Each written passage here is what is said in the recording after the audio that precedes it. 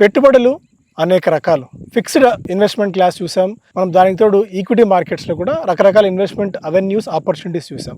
మనం గతంలో ఒకసారి మాట్లాడుకున్నట్టు గ్రో అగ్రోస్ అనే కంపెనీ ఇప్పుడు ఈ ఫ్రూట్ ఫార్మింగ్లోకి అడుగుపెట్టింది. అసలు ఫ్రూట్ ఫార్మింగ్లో ఉన్న ఆపర్చునిటీస్ ఏమేమి ఉన్నాయి, నిజంగా ఫ్రూట్ ఫార్మింగ్లో ఇన్వెస్ట్ చేయడం వల్ల మనకు అన్ని బెనిఫిట్స్ ఉన్నాయా, ట్యాక్స్ ఫ్రీ ఇన్కమ్ ఒకటి, 100% లోన్ ఫెసిలిటీ ఒకటి, దానితో గతంలో ఎప్పుడు చేయని విధంగా అంటే ఈ ఫ్రూట్ ఫార్మింగ్లో కార్పొరేట్ రంగం అడుగుపెట్టడం, కార్పొరేట్ కంపెనీ అడుగుపెట్టడం అనేది మనం చాలా తక్కువ సందర్భాల్లో చూస్తుంటాం. హైదరాబాద్కి చెందిన గ్రో అగ్రోస్ అనే కంపెనీ ఇప్పుడు ఈ రంగంలోకి అడుగుపెట్టింది. మనం as an investor point of వ్యూలో అంటే మీరు ఏమనుకుంటున్నారో, చాలామంది మనం రాసిన వాటిలో ఫీడ్బ్యాక్ వచ్చినప్పుడు వాళ్ళ డౌట్స్ అన్ని పర్సనల్గా అడిగారు. ఆ వాటిలోంచి కొన్ని పిక్ చేసి ఈ క్వశ్చన్స్ అడుగుదాం అనుకుంటున్నాను. ఇదంతా కూడా మీ యాంగిల్లో అంటే మీరు ఒకవేళ ఈ ప్రాజెక్ట్లో ఇన్వెస్ట్ చేద్దాం అనుకుంటే మీకు ఎలాంటి డౌట్స్ ఉంటాయి, మీ తరపున నేను ఈ క్వశ్చన్స్ అన్నీ అడగాలని చెప్పి సిద్ధమే వచ్చాను. నాతో పాటు గ్రో అగ్రోస్ ఫౌండర్ అలాగే వ్యాన్గార్డ్ ఇన్ఫ్రా సిఓ అను ఎడ్లూరి గారు ఉన్నారు. Hello sir. హలో సార్, నమస్తే సార్. ఇప్పుడు ఫస్ట్ ఆఫ్ ఆల్ కంగ్రాచులేషన్స్. అంటే ఇన్ని రోజులు మనం ఆఫీస్లో మాట్లాడుకున్నాం, ఇప్పుడు నిజంగా సైట్లోకి వచ్చాము. ఇప్పుడు ఇంకా చెప్పాలంటే ఈ గుల్బర్గా ప్లేస్లో, గుల్బర్గా డిస్టిక్లో సీడం అన్న ప్లేస్లో మనం ఉన్నాము. ఇక్కడే వీళ్ళు డ్రాగన్ ఫ్రూట్ ఫార్మింగ్ చేస్తున్నారు. సో అంటే సీయింగ్ ఈజ్ బిలీవింగ్ అంటాం కదా, అంటే మనం చూసినప్పుడు కళ్ళ ముందు ఇన్ఫ్రాస్ట్రక్చర్ అవన్నీ కనిపిస్తుంది. అసలు మేజర్గా గ్రో అగ్రోస్ అనేది ఈ కార్పొరేట్ ఫార్మింగ్లో అడుగు పెట్టాలని, ఎస్పెషల్లీ ఈ డ్రాగన్ ఫ్రూట్ ఫార్మింగ్లోకి ఆర్ఎల్స్ ఫ్రూట్ ఫార్మింగ్లోకి అడుగు పెట్టాలని ఎందుకు అనుకున్నారు మీరు? కార్పొరేట్ ఫార్మింగ్ అనేది చిన్న రైతు, సన్నకారు రైతులు వ్యవసాయాన్ని భారంగా అనుకుంటూ వ్యవసాయంలో నుంచి కొన్ని జనరేషన్స్ వెళ్ళిపోవడంతో ఇవాళ మనం ఫుడ్ ఇన్ఫ్లేషన్ చూస్తూ ఉన్నాము. ఫుడ్ ప్రైసెస్ ఎప్పుడు లేని విధంగా లాస్ట్ 3-4 ఇయర్స్ నుంచి రేట్స్ చూస్తున్నాం. దాంట్లో నుంచి ఇవాళ ఇంకొక సైడ్ ఏమో గవర్నమెంట్ కానీ పాలసీస్ కానీ మరి పాపులేషన్ పెరుగుతూ ఉంది. 850 కోట్లకి ప్రపంచ పాపులేషన్ అవుతుంది. మరి ఫుడ్ అవసరాలు అనేవి అయితే పెరుగుతూ ఉన్నాయి. అట్ ద సేమ్ టైం ఆరోగ్యం పైన కూడా జనాల్లో అవగాహన పెరిగింది. ఆరోగ్యకరమైనటువంటి ఫుడ్ తినాలి, ఫ్రూట్స్ తినాలి అనేటువంటిది కూడా పెరిగింది. వీటన్నిటితోటి ఏమవుతుందంటే అగ్రికల్చర్లో అంటే ప్రొడ్యూస్ అనేది ఎప్పుడైతే మార్కెట్ చేయటం అనేది రైతుగా ఎదుర్కొన్నటువంటి బాధలు ఏంటంటే ఫస్ట్ క్యాపిటల్ లేకపోవటము, రెండోది చేసేటువంటి దాంట్లో టెక్నాలజీ వాడుకోకపోవటం, దాని తర్వాత వచ్చిన ప్రొడ్యూస్ని అమ్ముకోవడానికి మార్కెట్ చేసుకోవడానికి ఒక కేపబిలిటీ లేకపోవటం. సో ఇవన్నిటినీ కూడా కార్పొరేట్ ఫార్మ్స్, కార్పొరేట్ కంపెనీస్ అయితే ఒక క్యాపిటల్ తోటి స్టార్ట్ అవుతాయి.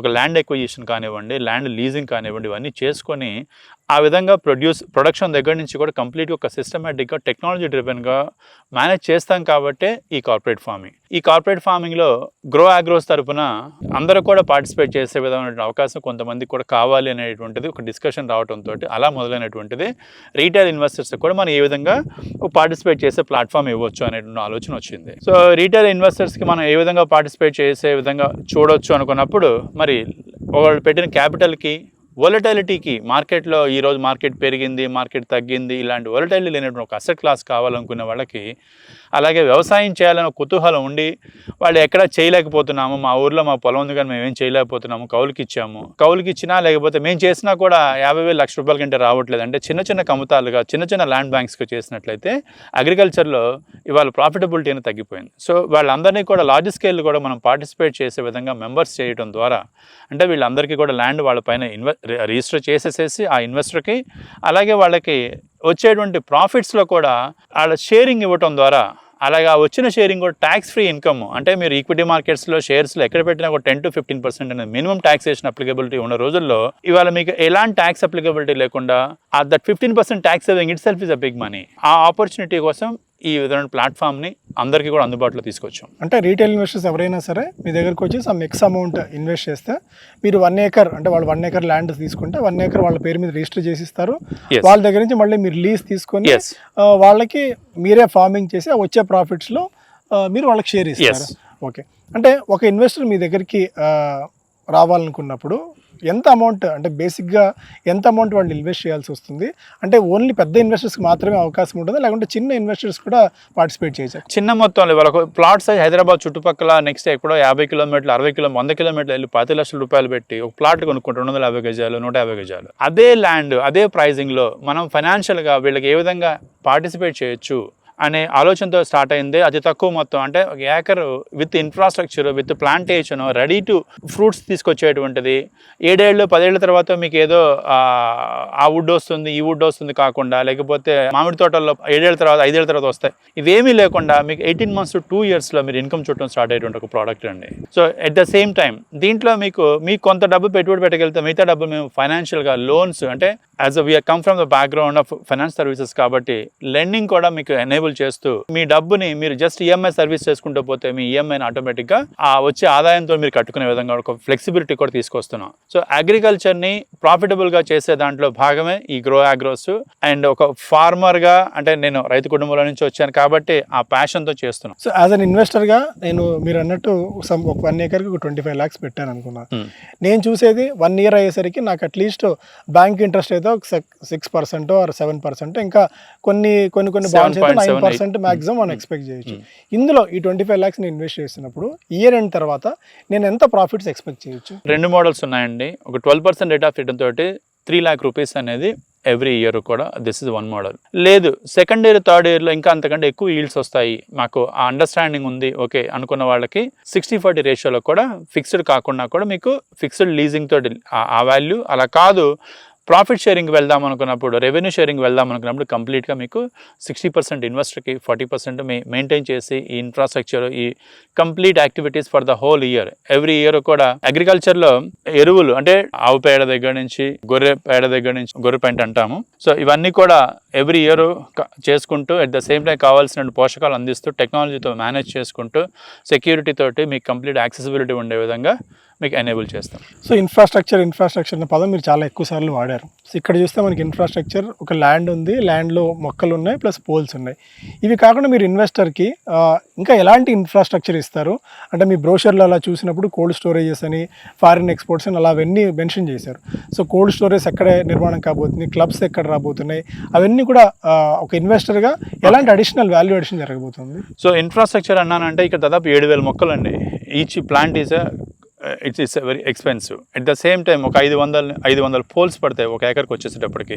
3 layers వైర్స్ కూడా ఉంటాయి. సో ఈ కేబులింగ్ దగ్గర నుంచి కంప్లీట్ సెక్యూరిటీ దగ్గర నుంచి రిమైనింగ్ ఆ ఇన్ఫ్రాస్ట్రక్చర్ పాయింట్ ఆఫ్ వ్యూలో అంటే డ్రిప్ ఇరిగేషన్ కానివ్వండి, లేకపోతే మీకు వీటన్నిటి మెయింటెనెన్స్. ఇది కాకుండా మనం చేసేటువంటిది ఏంటంటే ఈ మరి ప్రొడ్యూస్ వచ్చింది మరి మార్కెట్ చేసుకునేటప్పుడు ఏంటి పరిస్థితి అనుకున్న దానికోసమే కోల్డ్ స్టోరేజ్ కూడా ఇది సైట్లోనే వస్తుంది.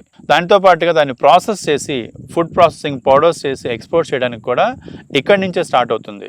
సో మనం ఉన్న లొకేషను ఎయిర్పోర్ట్ నుంచి 45 minutes, నేషనల్ హైవేకి అడ్జసెంట్గా, రివర్ బ్యాంక్కి అడ్జసెంట్గా, at the same time railway స్టేషన్కి 10 నిమిషాల దూరంలో.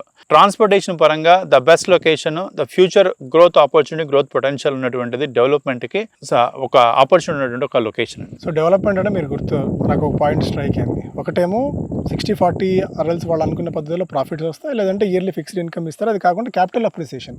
మీరు అన్నట్టు సిటీకి దగ్గరలో ఉంది, ఇన్ఫ్రాస్ట్రక్చర్ దగ్గరలో ఉంది, ల్యాండ్ రేట్స్ కూడా ఆటోమేటిక్గా రేపు పొద్దున ఒక 5 years down the line 10 years down the line పెరిగే అవకాశం కూడా ఉన్నట్టు కనిపిస్తుంది.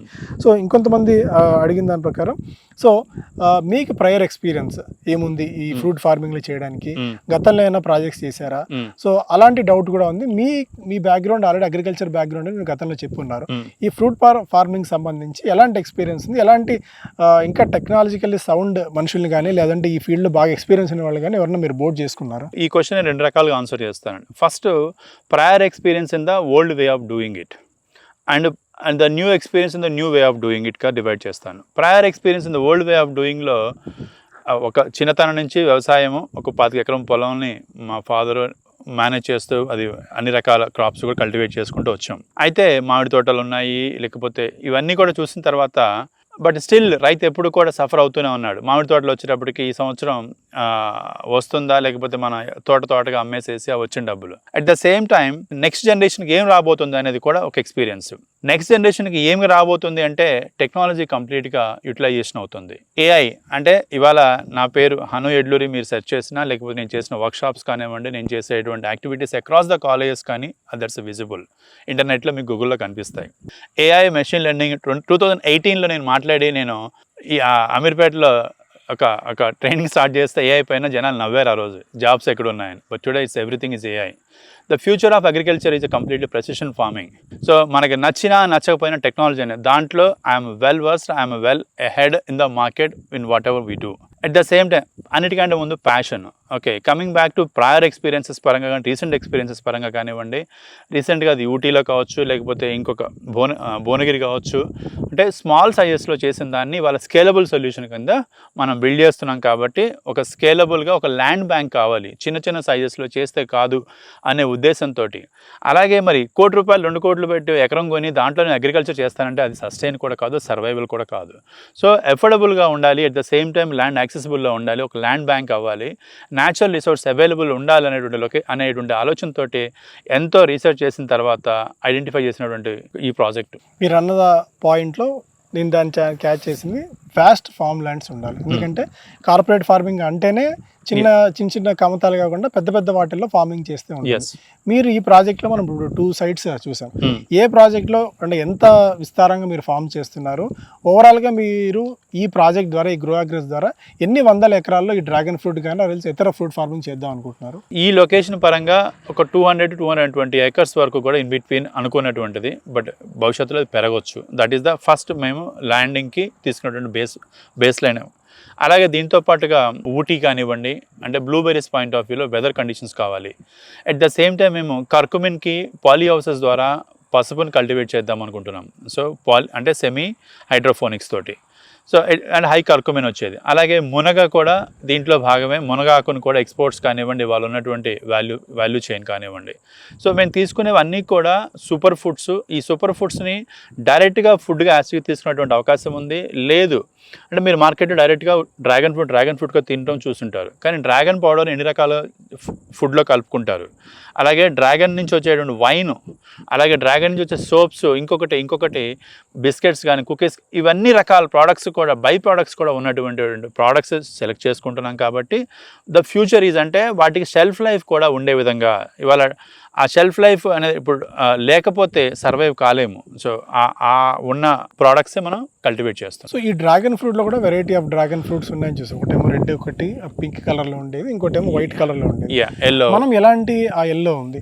సో మనం ఎలాంటి క్వాలిటీ ఆఫ్ ఫుడ్ డ్రాగన్ ఫ్రూట్ని మన దగ్గర పండిస్తున్నాము, దీనికి అంటే బెటర్ క్వాలిటీ ఉంటే బెటర్ ప్రైజింగ్ వస్తుంది. మీరు అంటే ఫారిన్ కంట్రీస్కి ఎక్స్పోర్ట్ చేయాలి, ఏదైనా క్వాలిటీ బాగుండాలి, అట్ ది సేమ్ టైం మనకి పెస్టిసైడ్ ఫ్రీ అనేది కూడా కొద్దిగా ఉండాలి.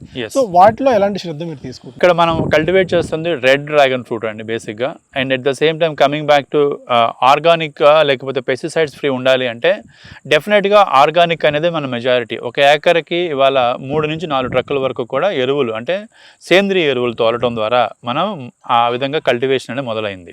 So that is the first step. మనం ప్లాంటేషన్ దగ్గర నుంచి కూడా ఎవ్రీ ఇయర్ కూడా that is how organic manure తోటే మనం కల్టివేషన్ చేస్తాము. అలాగే జీవామృతాలు ఇవన్నిటిని కూడా డ్రిప్ ద్వారా అందించడం ద్వారా మొక్కలకి కావాల్సినటువంటి ఏవైతే పోషకాలు ఉన్నాయో అవన్నిటిని కూడా న్యాచురల్ పద్ధతిలో ఇక్కడే ఒక ఆవులు ఇవన్నీ కూడా గోశాల అవన్నీ కూడా వస్తాయి. సో వీటన్నిటితోటి మనమే తయారు చేసుకున్నటువంటి ప్రొడ్యూస్ని ఇక్కడే మనం వాడుకోబోతున్నాము. So that is how we are cultivating. So that is the focus ఆర్గానిక్లో.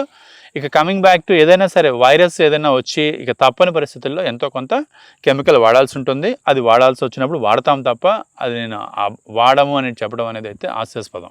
మరిన్ని వివరాలకు 9568682999 నంబర్కు ఫోన్ చేయండి.